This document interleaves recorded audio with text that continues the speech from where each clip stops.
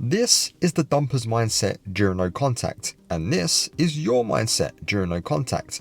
As you can see from my godlike animation skills, they are two very different mindsets and both will go through different phases after a breakup.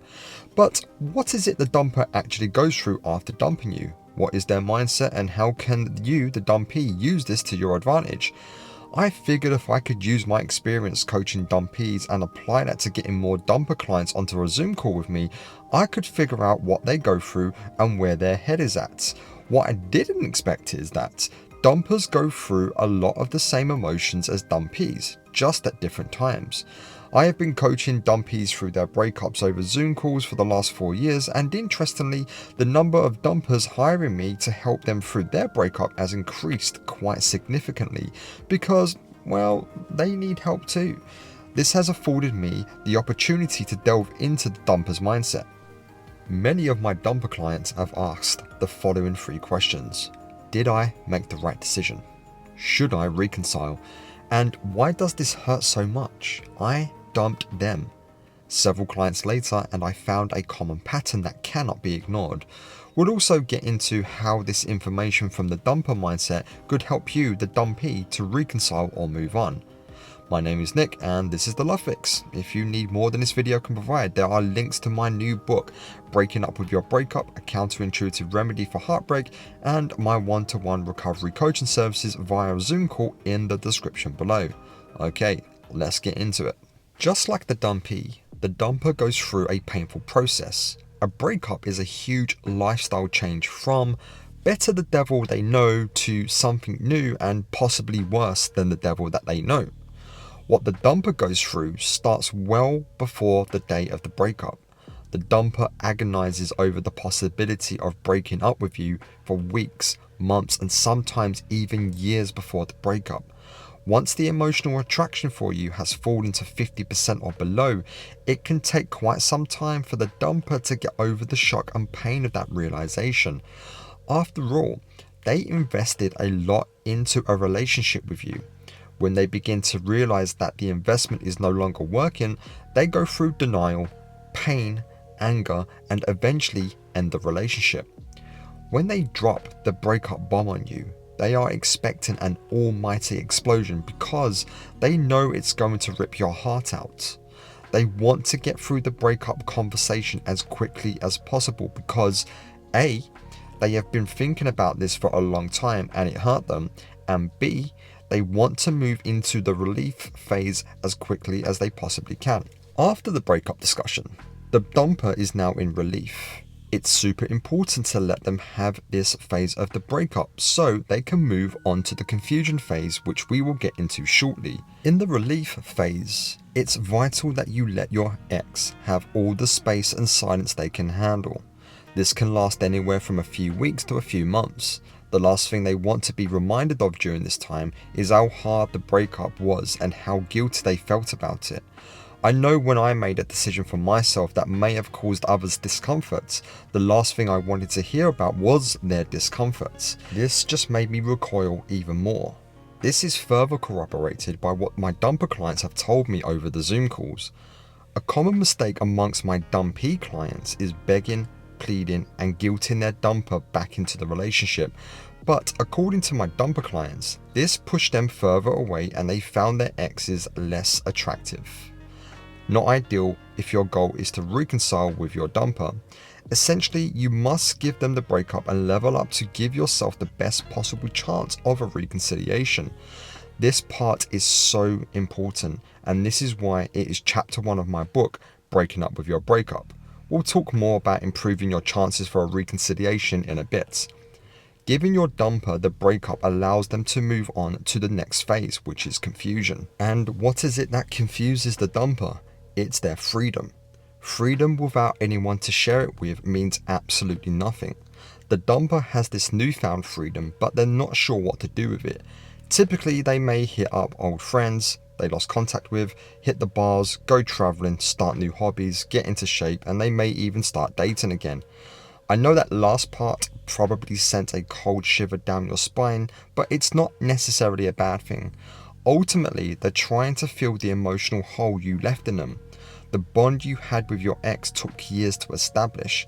It doesn't just go away and they will be craving it. What they may quickly find is their life isn't as good without you in it.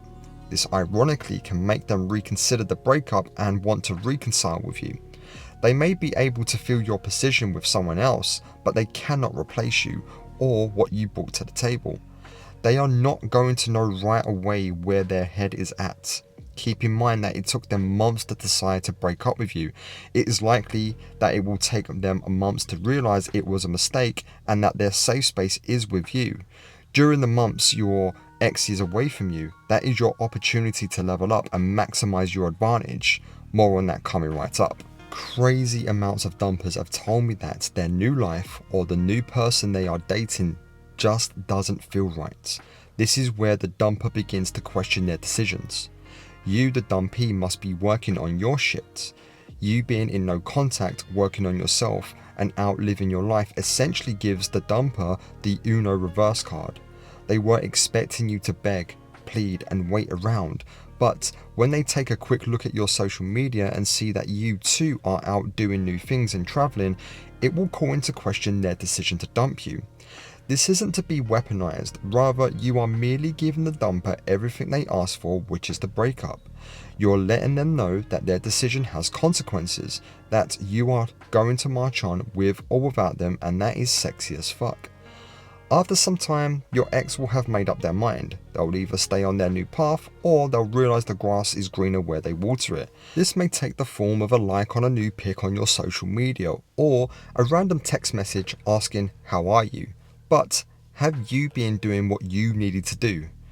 Ask yourself the following. Am I still the person they dumped, or am I the person who listened and leveled up?